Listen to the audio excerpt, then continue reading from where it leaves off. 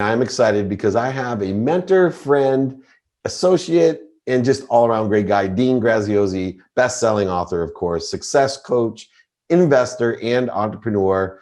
And most importantly, what I love about the guy, he's one of the best dads that I know. And oh, thanks. That's the best compliment I could get, David. Thanks. I knew I could get you with that one. No thing. You're like me. That's, you said last time we talked, you said something that really impacted me. You said, Dave, I am more interested in staying at home with my family and concerning myself with my family. All this other stuff is secondary. It's truly, I really don't need the attention. I don't need all these other things in my life. I need my family, and I need to be there for my family, which I really thought put things into perspective, because a lot of people don't see that side of you, or me for that matter. And It's so nice to know that most of the leaders I know have that type of perspective. I know Ed Milet, who's a friend of ours, feels the same way as well. Yeah, I mean, it's putting everything into perspective, right? I work hard. People see the hustle. They see out there, David, maybe see me, see Ed, see other entrepreneurs hustling. But my hustle is so I can be the dad and husband that I want to be. And, when you have a why like that, when you have a purpose like that, there's nothing that could get in your way. Yeah. And talk about that hustle, because you and I do share that similar persona about hustling. And were you born into that? The idea of, must be what I can be. I'm going to make this stuff happen from a very young age. I don't know if I was born into it.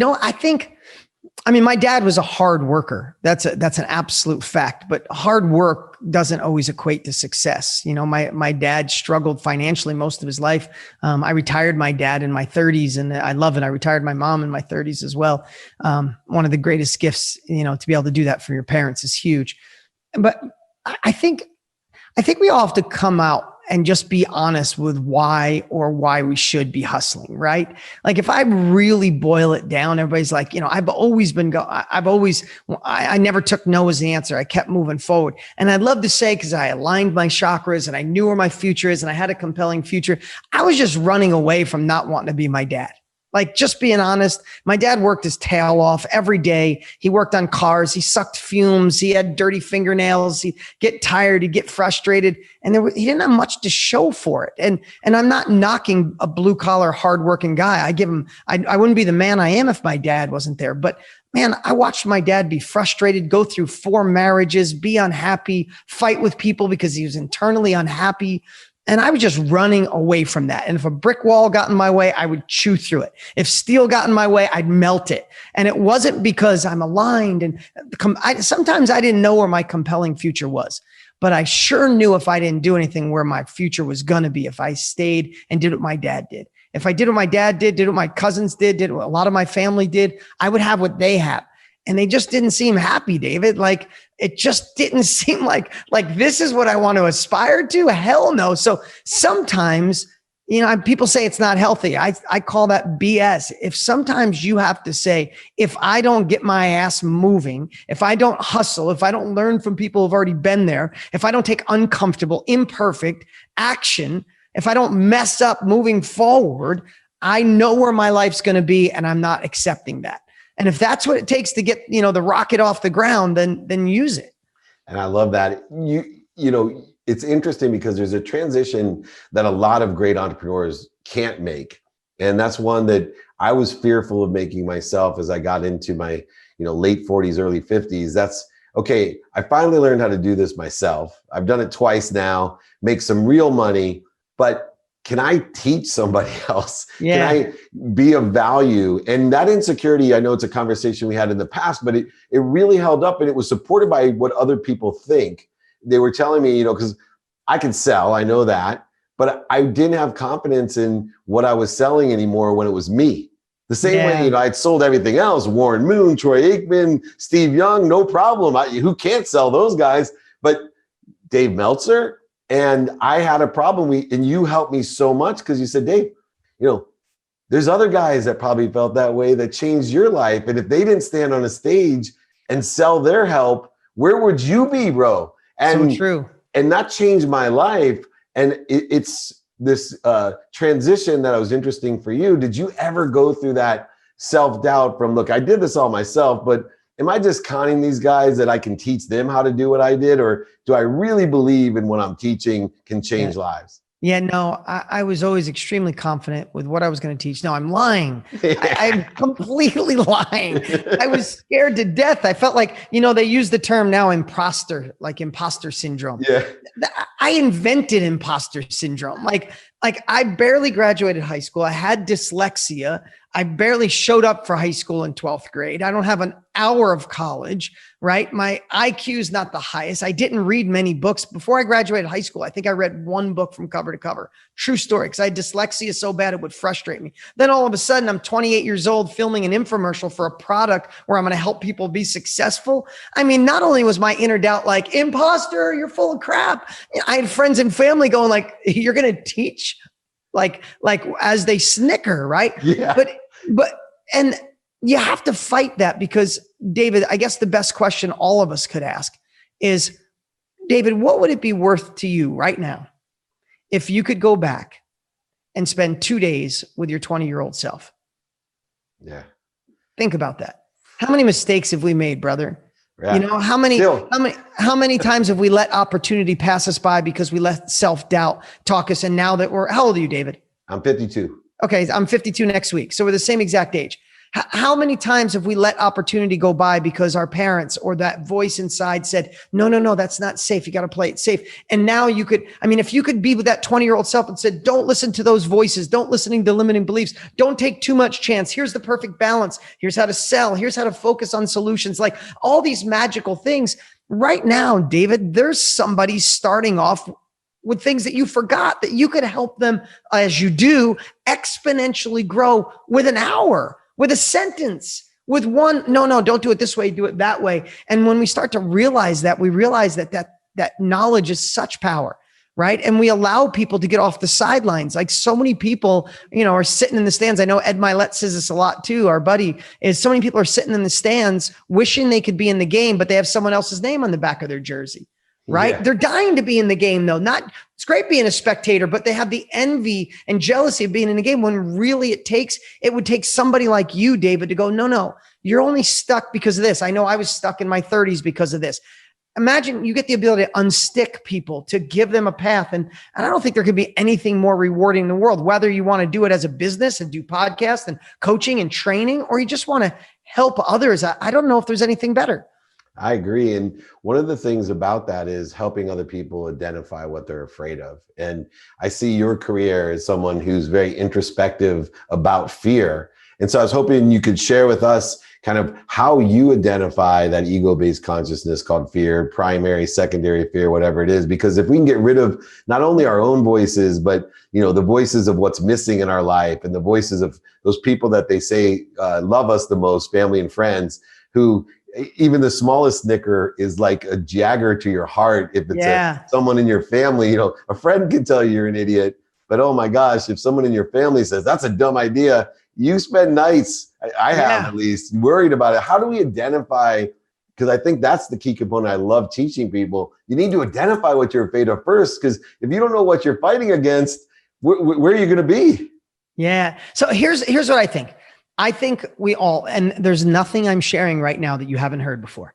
I'm going to ask you to listen for the first time again through fresh ears, because at 52, David and I have been around the block a little bit, and I wish someone would have shaken me. And this is something I taught my dad in his 70s. So you could be any age and really get it. My dad had heard it for 60 years, and at 72, it just freaking hit him. And he's 85 now, thriving because he made these shifts. But what will limit you, and this, is the story you tell yourself that delivers the fear, the thoughts around it, right? We know that. If Henry Ford said, if you believe you can, you will. If you believe you can't, you won't, right? We know that. But really understand the perspective of your thoughts. I'm going to tell a quick story here. 2 restaurants in Utah, Salt Lake City, Utah. They're on the same street. They're 3 miles apart. A friend of mine, Randy Garn. I don't know if you know Randy, one of the greatest people. Very well. He's a good friend of mine too, of course. So these 2 restaurants, COVID hits. They both shut down.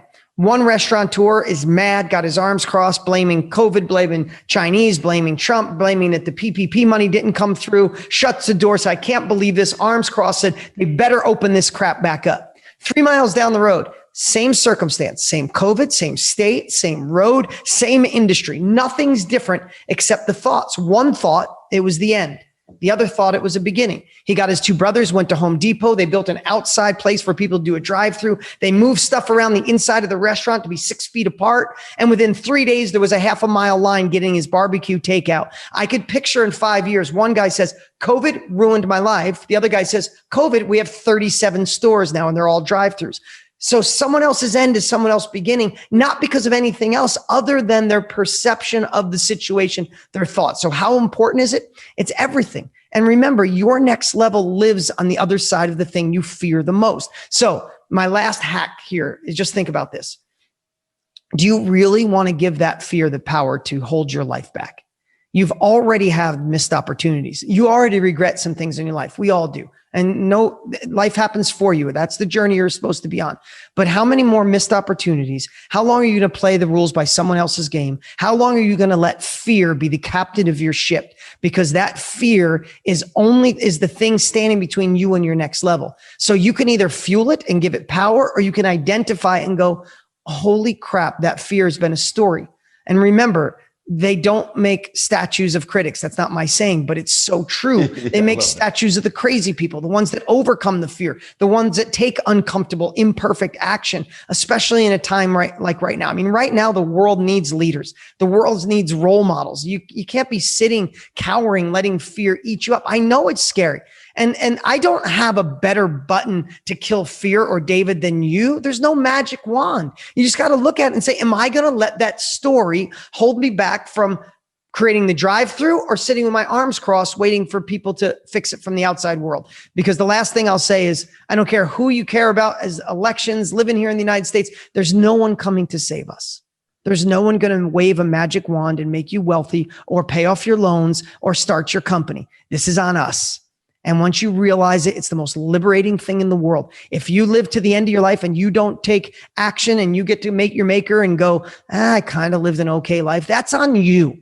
That's nobody else's fault. You want to take that burden, you can carry that right now. Or you can get to the end of your life and go, I squeezed the juice out of life. I failed. I got mud in my face. I got kicked, but I went after it. You get to decide that today. Yeah, and you should. And accountability does give you complete control, which is that great lesson that you teach. The last side of you that I love, that's so similar to me too, is we're spiritual, we're motivational, we're inspirational, but we also are very pragmatic and system oriented. And I am, a freak when it comes to organizations, systems, efficiency, statistical success, analyzing what's going on. And so are you. I studied and listened to you. You're a mentor of mine, as I say.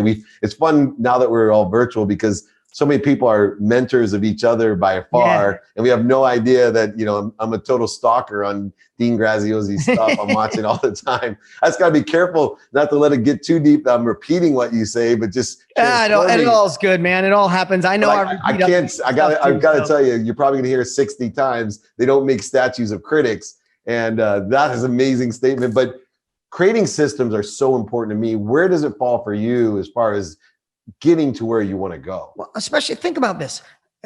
I know this is a simple analogy, but would you ever play a baseball game if you didn't have a scorecard? Right? How do you know if you're winning the game if you're not measuring what's working and what's not? I know this is an oversimplification, but Randy Garn, our dear friend, takes us fly fishing up in Idaho. And I went with a whole bunch of guys. We were all competing. And I used to fly fish with my grandfather when I was a kid. And he meant a lot to me. He died when I was 11. I hadn't fly fished in a long time. I really wanted to do good. I wanted to win this challenge. And I'm going to use a silly analogy. As we were fishing, nobody was catching fish. And they were fishing faster. Like maybe if I keep going. And I kept analyzing that if I walked up to the water, the fish would see me and swim away. So I started crawling up. I measured what was working and what was not. I realized that if I landed right behind a rock or a log where the water was churning, I'd get a bite right away. So I started landing there. I started realizing that if I had slack in my fly rod, why am I talking about this? It'll make sense. If I had slack in the line when the fish bit, I didn't have time to stick the hook. Now, no fish was hurt. They were all returned with love.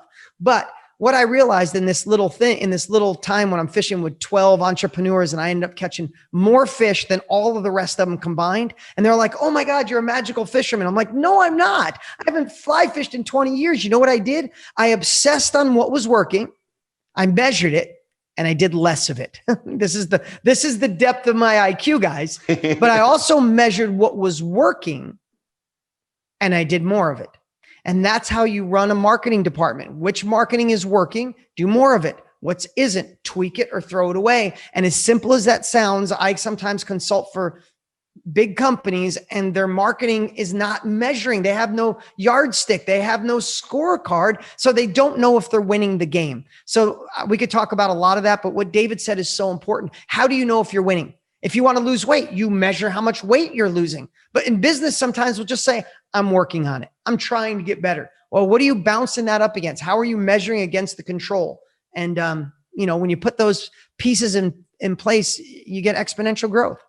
Yeah, and and I'm going to do something that I never do because we don't have commercials on this podcast. I, still portrayed this organic nature, but since you taught me this lesson, I want everyone to know that you're a life changer. You're someone who will impact. You will plant seeds that may not be watered for years, or maybe not even trees that you sit under, in your lifetime. But if you want some critical seeds planted in your mind, you got to check out Dean. I know we have the Dean Graziosi show, which is your podcast. Yep. You have your Tony Robbins Millionaire Mastermind.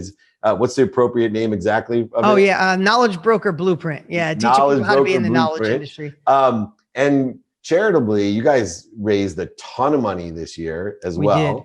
What, out of all the different things you have going, what are some of the things that you think are important for people to share with you? Where should they go? What are the key things that you're most proud of that can impact them?